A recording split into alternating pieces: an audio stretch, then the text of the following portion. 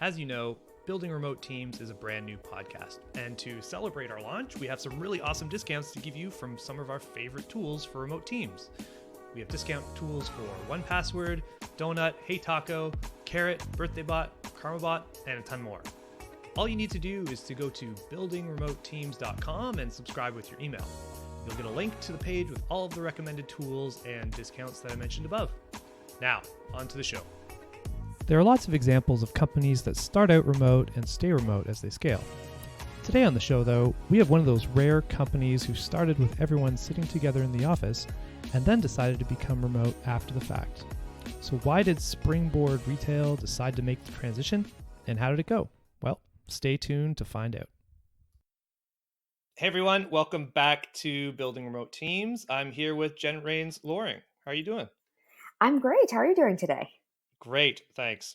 So Jen, we met on LinkedIn. We had a phone call. We were just chatting about, HR challenges and successes that we've both had in the remote space. I'm super excited about Springboard Retail because you guys actually made the transition from being a traditional in an office sitting together to moving entirely remote. Is that right? Did I get that right?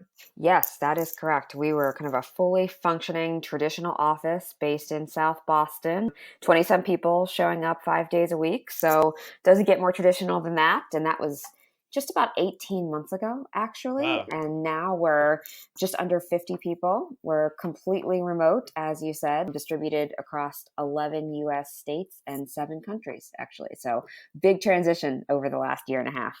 Amazing. So let's hear a little bit about that story. Tell me about what is Springboard Retail all about? Yeah, absolutely. So we are the leading point of sale and retail management software company. We both develop and deliver our software product. As I mentioned, we are formerly based in Boston, but now are kind of spread everywhere. And one thing we, kind of always enjoy sharing about the company is that we're authentically retailers. Long story short, our founders operated a specialty retail chain. So the product was really incubated over a very long period of time by people living retail every day. So we often find that we win business because customers feel we really understand retail and their retail challenges. So your team was all sitting together in the office. There's 20 of you sitting, I guess, in South Boston. You made a distinction of not Boston. This is South Boston, which I don't know. Maybe if you're from Boston, this makes sense to you. So tell me, what was going through your mind? What was the dynamic there that all of a sudden started to spur on this desire to go remote, or at least explore it? Yeah, absolutely. So, yeah, that's funny. I didn't even think about making the South Boston distinction, but it actually kind of is important to the story in that I guess you could say South Boston is a little bit more kind of up and coming part of Boston. So, great place for a really early stage company. I frankly, however, think that on a couple of levels, we just outgrown the space, certainly in terms of physical capacity, but also in terms of the neighborhood as well. So when it came time to consider kind of new office space, it just really opened up kind of a whole host of issues we were facing. Certainly soaring real estate prices in the Boston kind of area in general. And knowing that we wanted to kind of move to a different, more retail centric neighborhood was just really difficult because even though most of our team at the time was in Boston, it felt like no matter where we moved the office, people were going to get stuck with 45-minute, or longer commutes from all directions. So just even in the city, there just wasn't an ideal place for everybody on the Oh, so you team. were looking at real estate and you're talking with the team members, say, what about this? What about this? And then some people would be like, hey, that'd be amazing for commute wise. Exactly. And the others, they just you see the energy just leave their body. Yeah, exactly. They're like, if I want to give up 2.5 hours every day, sure, that's a great location. Exactly. So I Two and a felt half like we hours. looked far and wide, and just even within, a great city like Boston, it's just, I think because of the current state of Boston just being as popular as it is for other technology companies, et cetera, commutes are getting very, very long. Even if you travel kind of 8 or 10 miles, you can be talking multiple hours. So Sure. clearly a deterrent for our team. And then I think just outside of kind of Boston specific issues, we were just sensing employee demand for more flexibility. I had some really thoughtful discussions with our co-founders, and it was just starting to feel like we were kind of on the wrong side of history if that makes sense, and continuing to fight against like increased flexibility. There are just Mm. so many factors in the world that are pointing to increased employee flexibility. And whether it was, could I work from home 1 day a week, or can I leave at a certain hour, or could I travel here for 2 weeks? Like, employees just want flexibility. And it just felt like we were having conversations kind of all over the place and trying to hold the line. And then we were like, but why are we so strict about this? Like, maybe we should Mm. consider being kind of flexible at an entirely different level. So I think a combination of market conditions and then just employees being outspoken about their needs led us to try to be completely remote.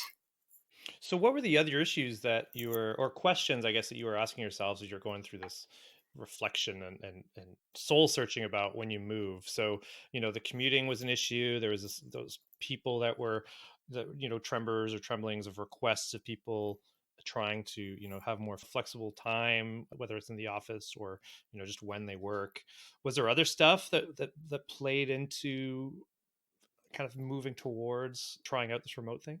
Yeah, no, absolutely. I mean, to your point, these types of decisions tend to have a lot of inputs. I think that as well, like we're still an early stage company, right? We have about 50 employees, as I mentioned, reasonably Hmm. well established, but still scaling, right? And so I think you kind of hit some classic challenges around, especially at a higher growth company, like headcount continues to increase, right? And so I think there's just office sizing questions, right? From a business standpoint, it's like, do you get the cavernously large office now and not quite have the people in it to fill it, but knowing you'll be there in 18 months, or do you Right. crowd in and everybody wants a really long lease in a hot market? So I certainly think Sure. there are kind of size issues there that, are a reality for people's kind of daily work experience in the Hmm. space. And then I also just think we're a technology company, right? And so I think we're just really cognizant of, wanting to be competitive in terms of benefits, work experience, et cetera, but not just copy. So I think we were kind Yeah. of going down that path of trying to get the snacks and the fancy seltzer water and the nice office furniture. And, frankly, we had a ways to go on all of those kind of dimensions, as I'm sure our But employees you would had the agree. better water, so Yeah, that's that's a start, right? But then it's like, I think you start to put energy into some of those things. And I mm, think we were kind of like, we're always very thoughtful about this type of thing. Like, is this making a difference? Like, is this the right priority for, the employees, the business, et cetera? So I think as we started to get kind of caught up in some of those things that are popular in markets like Boston, we're like, we should be thoughtful. Like, is this what we want to stand mm, for? Is this why people work here, basically? So I think it invited some deeper reflections about kind of company and culture and identity as well. I like that. What about, one of the big considerations or I guess reservations that people have with remote is, what about the collaboration thing or the camaraderie of everyone being in the office and, like, doing the 60-hour work weeks together and working on the whiteboard together. Like, did you guys think that was going to be an issue?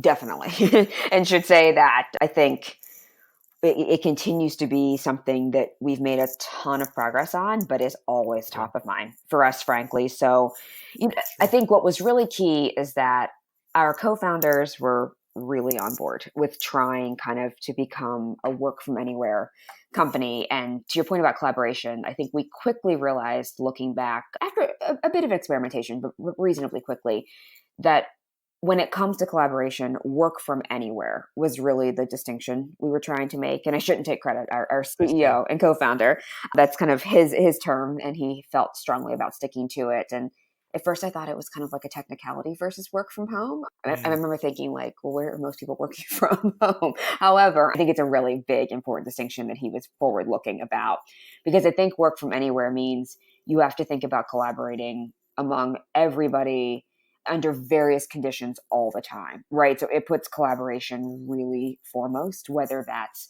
tools and systems and technology, or whether it's making sure that employees understand that the expectation is that they will have a quiet working space and can easily kind of, log on to whatever communication platform we're using, even into, kind of changing up how you use Slack and other communication tools.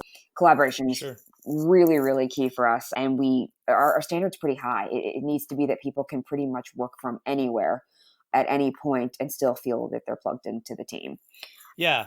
I mean, we were just saying right before the call, Jen, you're pregnant, you're expecting, your second baby, Yeah, and you're saying you're doing work from the doctor's office because there's lots of appointments that are needed, absolutely. and so by the distinction of saying, working from home, like those are quote unquote hours that kind of count towards your time being spent versus being in the doctor's office when maybe that would not be considered, time spent for work because, surely you can't get work done when you're sitting in a waiting room for an hour and a half. It's so So, true. so I think that does make sense that there's a distinction there. I'm not saying which one's, right or wrong, but at least having that maybe explicitly stated is pretty powerful. Yeah, and I Um, think the team becomes accepting of it, right? Like I would have felt so bad. Like even thinking back to my first pregnancy has been a very different experience because we were office mm, based then, even just 2 years ago, versus now. Like I mm, think I would have felt guilty about going to the doctor, which is kind of crazy, right? Because you have to go to the doctor when you're pregnant. But yeah. versus now, like maybe I look a little bit crazy to the other patients in the doctor's office, but you find a quiet corner, you plug in, and nobody on the Springboard retail team thinks it's weird that Mm, I'm doing that. People kind of just don't miss a beat, which I think has been huge for maintaining productivity, just not only for myself, but for anybody else dealing with life situations, right? So the fact that sure. the team kind of starts to accept that as normal is also a big part of it. Yeah. Yeah. Normal. I think that's really powerful for being inclusive as well, right? Like you're now enabling people who have lots of, medical appointments, whether they're pregnant or they have other issues where they need to do that. The company is Absolutely. explicitly saying like, hey, this is okay. Like this is part of life. Awesome. Very cool. Okay. So everyone's on board. They're getting ready to try it. No one's working from a doctor's office yet. How did you start down this process? Yeah, how did you guys get started? Yeah, absolutely. And kind of a nice segue from our conversation just now into your next question. Something we realized, though, to your point, nobody was well equipped to work from a doctor's office yet at that Mhm, point. As I'm sure many other companies face, we did have this moment where we realized there was already a subset of people who were remote, right? Whether it was because there were somewhat specialized skills they had and we kind of needed to move on their skills versus their location, or whether they were employees who were based in Boston but moved away for personal reasons. We kind of had this moment that we were like, this must be working on some level, or it can work because we have people who are working here but not physically in Boston. So our CTO in particular, who's also co-founder of the business, he was overseeing a dispersed engineering team at the time. mhm, So there were kind of enough glimmers of hope, I think, that we were like, could kind of take some things we've learned quietly and didn't even frankly know we learned until we thought about it that way, and kind of build on mm, those. So I think realizing that was really key. But beyond that, it was really scary, right? I actually have documented on LinkedIn kind of a month by month look at the early journey, and I only share that because what you'll find, even when I look kind of looking back now, it was a roller coaster in the beginning for sure. There was a ton of experimentation, definitely some mess ups and some quick iterations of things, lots of laughs and maybe some tears at times. It was certainly a roller coaster.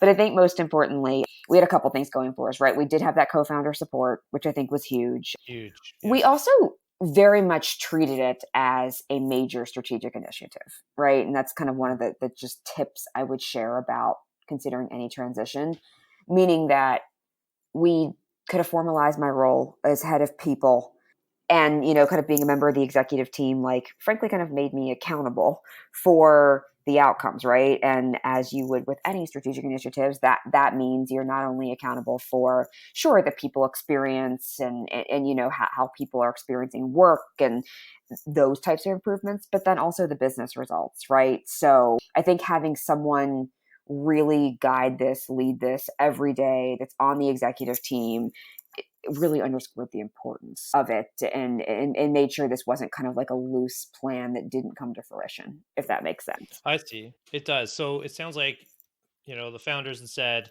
all right, Jen, you're the head of people, VP people, whatever, this is your thing. And did you have metrics that you set up to figure out if this was gonna be successful or not? Like that you said accountability. So somehow there had to be some sort of framework for that. Yeah, I was guessing. absolutely. Well, I would definitely love to look back and say, yes, we were really organized on the metrics front. However, that wasn't exactly the case. But I think by instinct of being, again, back to that kind of strategic initiative, we certainly knew things had to be measured. So I think even early on, our instincts were to look at two things, right? One would be, like I said, kind of overall business results. Like the exec team is Mhm. accountable for growing the business in line with targets and work from anywhere, and kind of all the people operations are part of that, right? So I think ensuring that we were regularly hitting aggressive business targets was kind of table stakes, if that makes sense. Like without that, Right. then nothing's working, right? But then beneath there, we originally definitely leaned into productivity, collaboration, and happiness, kind of being three things that, for whatever reason, I think I just thought those were a good place to start in terms of Hmm. employee self-reported data. Basically, one of our great regrets is not getting a baseline just before we left our traditional office, but we certainly tried kind of right after, when we realized that we certainly want to track metrics and be metrics driven about this decision making process. So we Right. didn't nail it on measuring baseline just before we left the office, but right after. So kind of a close proxy. And over time, we have maintained those metrics and then also added professional growth and then satisfaction with relationships among colleagues. So we basically measured those five things on a quarterly basis and certainly track the trends over time. Okay. So you sent everyone home or said, hey, you can work from anywhere. And then you started tracking these metrics. How did you do that? How do you track employee happiness, collaboration, productivity? How did you do that? Yeah, so I agree. It requires a certain type of team who really wants to go on this journey with you, first and foremost. Mm. And then you have to make them feel this journey is worthwhile, right? But, one other thing we did to kind of get the transition started is we definitely said this was a 90-day experiment. And it Oh, okay. started kind of late spring of last year and conveniently went over the summer. Again, not that we should take credit for planning it that way. It just kind of happened that way. But looking back, that's a great time of year, especially if you're in the New England area, because let's be honest, that's one of the times of year that people desire the most flexibility, right? Kids are off from school, people have, beach trips and vacations and second homes, that type of thing. The weather is not terrible. Exactly. So people want to work from somewhere other than right inside.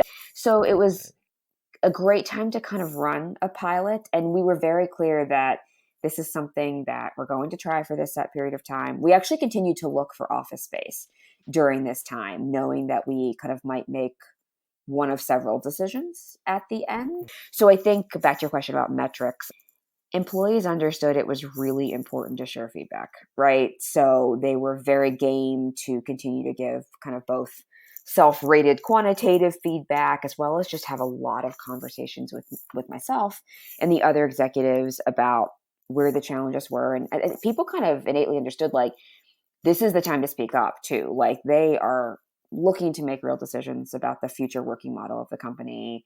I am part of this experiment. So I think framing it that way helped. We certainly, measured via survey at key increments. Hmm. We let people know in advance this is what we would be doing. But beyond there, honestly, just a lot of conversations as well. And I think people were very candid. And in the beginning, it was really hard. Some people have been showing up at an office for 20 years at this point, right? And then kind of a random Monday, they didn't anymore. So just taking time and really making it a priority to talk through what people were experiencing and understand how we could help and what we would need to introduce into the model to make this work.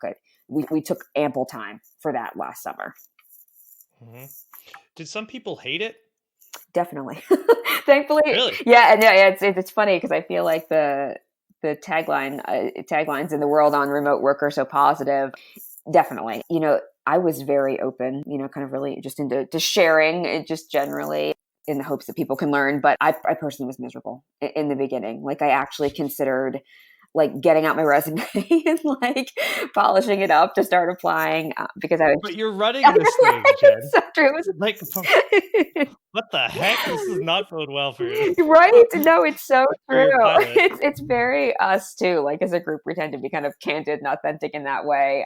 Great. Thankfully, very Okay. close to my boss and the other co-founder, and I think being really honest about my own struggles probably was helpful because I think if I was more cheerleader about it and kind of was like, oh, this is like the way of the future, it may not have made others be so kind of open as well. So no, I think most people struggled with the transition, if I'm being honest with you. What was your challenge? Yeah, absolutely. I think looking back, it's work is because it's kind of so has to fit the context of life, right? I actually think that Mm-hmm. as like a new working mother, I had come back from maternity leave at the beginning of 2018 and kind of had optimized my whole life around, kind of full-time nanny. My daughter would be at home, commute into the city. Like we had moved to a certain location so that all this would work. I think it was Right. almost just like a sunk cost problem, like almost hard to think that like I kind of set up this great plan, right? As we all always do, but then realized Mm. like, wow, like this is all changing, right? And so I think that was really hard for me to get over. And I think a lot of people make decisions based on physical location of work, right? I certainly wasn't in Sure. the minority on that. So I think really being able to shift into a completely different mindset was hard, especially after kind of having gone through other like personal transitions so recently. And honestly, I was just lonely in the beginning and kind of a people person, obviously. And this was Yeah. before, right? Before we got kind of really into building our virtual community and so many of the things we have now. I think in the first few days, I was like, this doesn't even feel like work. So, which helped me realize there was like a lot of opportunity, but a lot of work to do to make this like a thriving remote work model. So, Mm. yeah, but Mm-hmm. ultimately, the vast majority of people came through on the other side. We're always honest. Mm-hmm. Certainly, there was a handful of people who just were so open and honest, and we respect that. And we're kind of like, look, like based on my life stage or, kind of just individual preferences, I want to go to an office every day. So it's not that we didn't lose a few people along the way and those that Mm. we still wish well. But I think by the time we got to the end of the summer, we knew that this experiment had kind of turned into reality. And we were very open about that. And certainly, if it wasn't working for people, we respected that, if that makes sense. Yeah. Yeah. So so through this pilot, and as you were kind of solidifying it now as as an official, permanent company policy, there were some people, it's like, well, I don't want to do this remote thing, and ended up, they ended up leaving it. Yeah, absolutely. Yeah. I mean, I guess that makes sense. I mean, unfortunate, but yeah, I mean, And certainly something to be remote. prepared for, right? Like we always try to share both the positive and the Yeah. not quite as positive because it's a huge transition to go through, right? And certainly Yeah. to go into it thinking that everybody will kind of have the same values and certainly just lean into the pros equally Hmm. is probably a little bit naive. So yes, there was certainly a few kind of casualties on the team and would certainly kind of share that as a cautionary tale for people Yeah. considering it. Yeah. Thank you for being transparent about that. What other kind of, I want to get into, not into not just into the dirt, but like the other nuances Yeah. of things that happened during the transition and during the pilot. Like, what other kind of stuff happened? Yeah, absolutely. It was a crazy time. And so there's many things, but no, a couple of key things. I mentioned this earlier. I think it's not as obvious looking back, but something I would highly recommend is we really leaned into building the virtual community earlier. And frankly, at times that felt a little crazy, right? Because we are a high growth tech startup. Mm-hmm. And here I am planning virtual coffee dates and video sessions where people get on and talk about their hobbies. And there were certainly times that I've been like, wow, does this make any sense as an executive priority? But frankly, I Right. think that when you add up that set of activities that we refer to as the community, Mm-hmm. I think we gained a lot of value through that, especially because we were used to seeing each other every day, right? And we Right. went through this kind of abrupt change. So we went, of course, we kind of started off with your one on one coffee date and your random Slack channel, as you'll see Mm-hmm. writings out there in the world about. But frankly, we've gone Right. from a basic kind of, way to facilitate interactions to like a full quarterly agenda of community driven things, all virtual for sure. We've experimented with different group sizes, different times of day to meet time zone requirements. But and do I think any one set of coffee dates or related activities saves the world? No, but I think when you put focus on this to make sure that people are seeing other individuals they work with outside of their like immediate manager and team, and people know that it's there and that once a week or once every 10 days they can pop on and have a social interaction. I think that's what was really key in the beginning. So that was important for sure. So even people coming on as a company and sharing their hobbies of foosball and collecting watches, like you found this to actually make a difference for the employees. Absolutely. It's funny you would say that because we've had very similar sessions. I remember one of our earliest ones. One of my colleagues actually said to me at one point in time, like, our goal should be to go way deeper than the water cooler, right? Like if there's not going to be a water cooler, don't just try to copy the water cooler, right? Which I thought was a very insightful comment because let's be honest, at the average water cooler, you don't get beyond sports, weather, how are your kids, it's So right. true.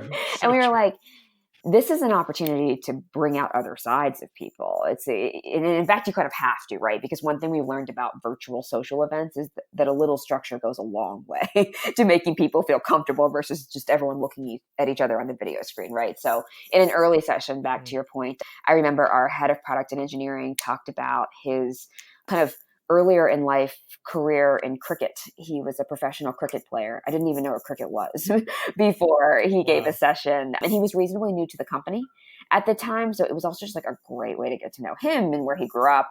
And our head of operations at the time did a session on space operas and kind of how that's been like a passion for him. So just things, it'd be hard to kind of strike up a conversation about space operas at the water cooler, right? Yeah. Tell me about your space right. operas. Tell me about your hobby you haven't shared with me yet, right? So Right. yeah, I feel like we combined that type of thing with, we even did like a virtual holiday party this past year. Oh, Yeah, which was like an interesting experiment, but we did like global holiday trivia and it was just interesting, just different sides of people's competitive nature came out. It was great. So I think with enough of that, the cumulative effect is pretty powerful. So you did this pilot, 90 days, you're measuring metrics. How did the metrics look at the at the at the end of this thing? Yeah, absolutely. So, I think not surprisingly, probably productivity and happiness as reported by employees is soaring, right? It's kind of been consistently in the high 90s on a scale of 100. So I think the benefits of remote work and productivity, it's very multi-layered, as we started to talk about earlier. So those two things I think are really important, right? I think they're really important at companies at every stage, especially when you're in a rapid scaling phase. I think maintaining high productivity and high employee happiness is just paramount, right? So that in of itself was kind of noteworthy enough at the conclusion of 90 days for us to be like, yeah, this is worth continuing, right? And further, I think we could see it, right? We had a great summer last summer in terms of the business and our rate of growth. So I think those kind of top three things were all kind of lining up. However, as I said, we always try to share, the not so good news as well. Perhaps also not surprisingly, relationships and collaboration did dip initially. Certainly, if you go from being in an office every day, face to face, and then you are no longer there, you would expect some changes. Though, interestingly, some springboarders, as we call ourselves, who had been remote before and when we were kind of more broadly based in an office as a team, they had some clear uptick, not surprisingly, right? Because now everybody's forced to kind of overcome some of these communication barriers. So we learned a lot from people who were working remotely before, and they certainly were helpful in understanding kind of how their situation had actually improved.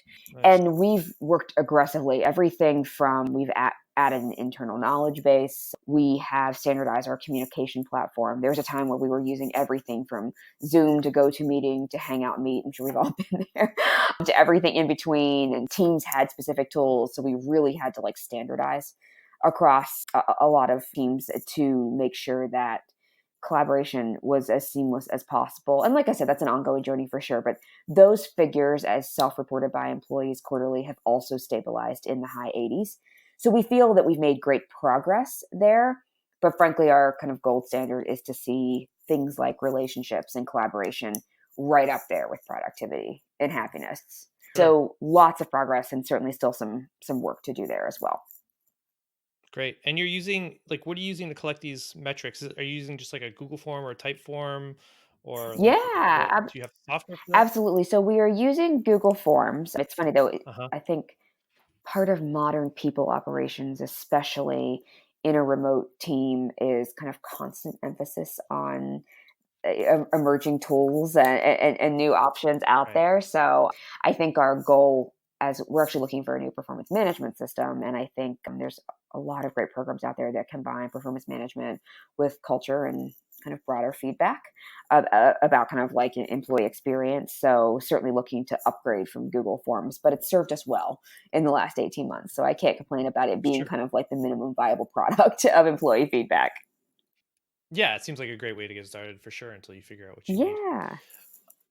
That's great. Tell us, Jen, a little bit about your kind of self-reflection paper that you guys have available online or that you're launching today, as I Yes, understand. absolutely. And I so appreciate you giving us the opportunity to kind of launch it live with you.